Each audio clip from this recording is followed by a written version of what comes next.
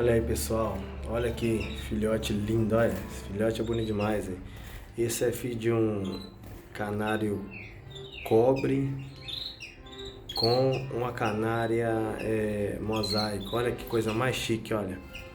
Ele não tá ficando quieto, aliás, você vê que coisa mais chique, todo pintado, todo manchado, tá ficando bonito demais.